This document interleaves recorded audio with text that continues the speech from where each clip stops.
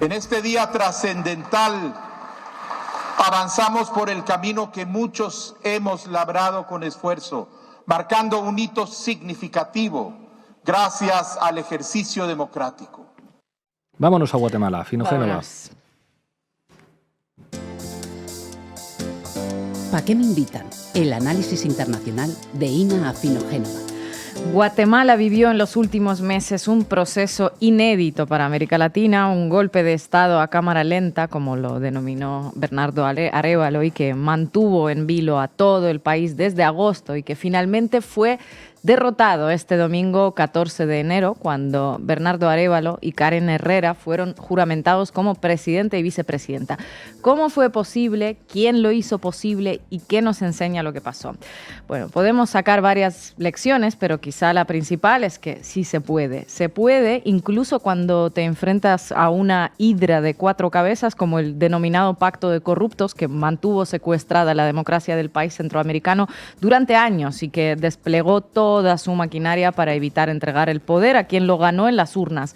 Fracasaron, afortunadamente, aunque estuvieron pataleando hasta el último instante. Hasta el último instante, literalmente, porque la ceremonia del traspaso de mando fue retrasada 9 horas. 9 horas porque algunos congresistas intentaron torpedear la asunción de Arévalo frente a toda la delegación internacional que se reunió en la ciudad de Guatemala y que estuvo haciendo en sus redes sociales un minuto a minuto de últimos berrinches golpistas en Guatemala.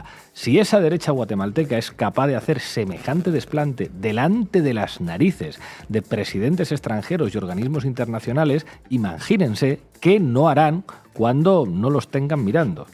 Así es, el acto de juramentación, que iba a empezar a las 4 de la tarde y durar unas horas, se retrasó hasta la medianoche por las maniobras de la derecha en contra del primer presidente progresista de los últimos 70 años. Y todo ello con las delegaciones internacionales presentes y esperando. De hecho, algunos no pudieron finalmente presenciar la toma de posesión y se tuvieron que retirar antes. El presidente de Chile, Gabriel Boric, quien debía regresar a Chile, o el rey de España, Felipe VI, que abandonó el teatro donde se había organizado todo después de las 10 de la noche. Uno de los mandatarios que más cobertura hizo de lo que estaba sucediendo es Gustavo Petro. De hecho, dijo que él no se iría del país hasta que no asumiera Arévalo, incluso si eso supusiera retrasar su viaje al Foro Económico de Davos. Grande, Gustavo. Aquí en Guatemala, aún el Congreso de la República no se pone de acuerdo para elegir su junta directiva, que es la que tiene que posesionar al presidente Bernardo Arévalo. Al partido del presidente Arévalo, mayoritario, le han quitado la personería jurídica. La Fiscalía, como en Perú, como en Colombia, ha tenido una actitud adversa a la presidencia e incluso ha intentado poner presa a la vicepresidenta elegida por el pueblo. Esto decía el presidente colombiano, mientras el Parlamento de Guatemala decidía si los diputados electos estaban o no en condiciones de asumir, que se ve que no lo tenían claro después de 2 vueltas electorales, 5 meses de intentos de golpe y el amparo de la Corte Constitucional para la asunción. Había que revisar una vez más. Había que revisar y así pasaron horas revisando credenciales de los parlamentarios del Movimiento Semilla, a ver si caía la breva y se suspendía finalmente la juramentación. Imaginen el nivel de sinvergonzonería que se alcanzó, que hasta la Organización de Estados Americanos emitió un comunicado solicitando el respeto a la voluntad popular que leyó nada más ni nada menos que su secretario general Luis Almagro, rodeado de personajes como José Manuel Álvarez o Josep Borrell. Finalmente, por la noche, después de la intervención de la Corte y unas manifestaciones populares, Arévalo y Herrera juraron. En su discurso inaugural, el nuevo presidente de Guatemala resumió en menos de medio minuto la lucha que enfrentó en estos últimos meses, que no es exclusiva de su país. Vamos a escucharlo. El mundo está siendo confrontado por una ola de autoritarismos. La propagación de la intolerancia, la restricción del disenso. Nos enfrentamos a nuevos fenómenos autoritarios como la cooptación corrupta de las instituciones estatales por parte de grupos criminales que explotan su apariencia democrática para traicionar los principios de libertad, de equidad, de justicia y fraternidad en los que se fundamentan. Esta es la lucha que estamos enfrentando en Guatemala y en otras partes de Centroamérica y en el mundo. Se están librando batallas contra nuevas y antiguas formas de autoritarismo que limitan las aspiraciones de los pueblos y traicionan su soberanía. La cooptación corrupta de las instituciones estatales por parte de grupos criminales que explotan su apariencia democrática. Un fenómeno que describe a los poderes judiciales de casi todos los países de América Latina: Colombia, Ecuador, Perú, Argentina, Guatemala, con la fiscal Consuelo Porras, que dice que es Dios quien la puso en ese cargo para que combata al comunismo. Y por eso lo que sucedió finalmente en Guatemala es histórico, porque pese a todo el titánico esfuerzo del Ministerio Público, corrompido hasta la médula, de Consuelo Porras, se pudo, al menos de momento, evitar que perpetraran el golpe de Estado, frustrarles los planes.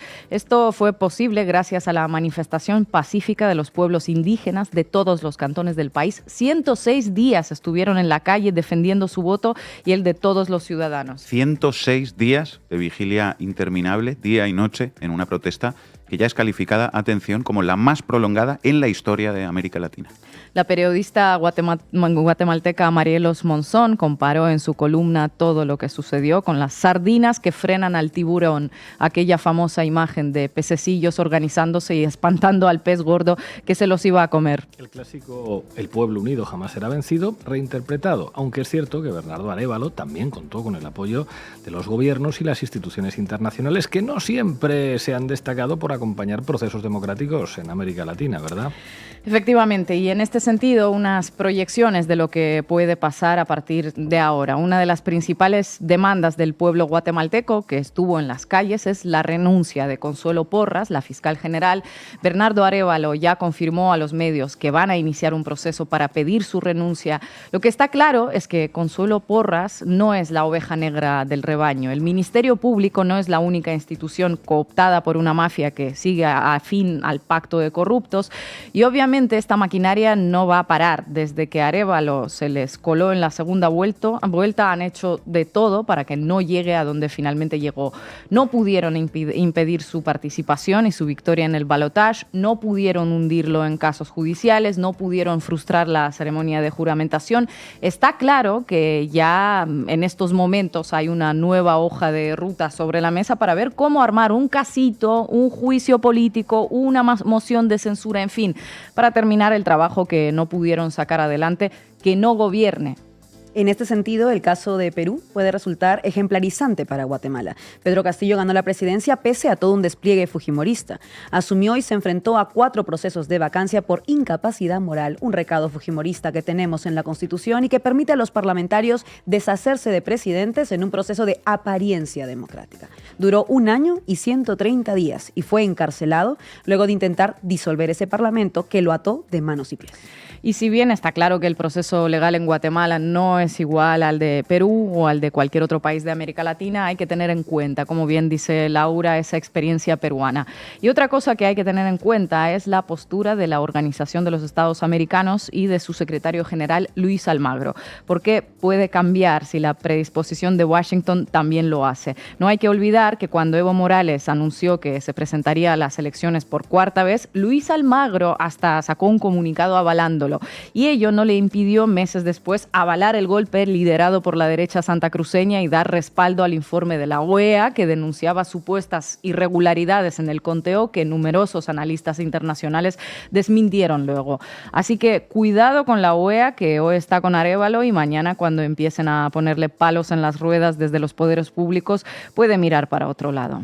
Quienes no van a mirar para otro lado son claramente el pueblo guatemalteco y las comunidades indígenas, que han dado todo un ejemplo de resiliencia y, aunque solo fuese por ello, merecen hoy una celebración. Sí se pudo. Gracias, Ina. Queremos una Guatemala diferente y decimos: sí se puede, sí se puede, sí se puede, sí se puede.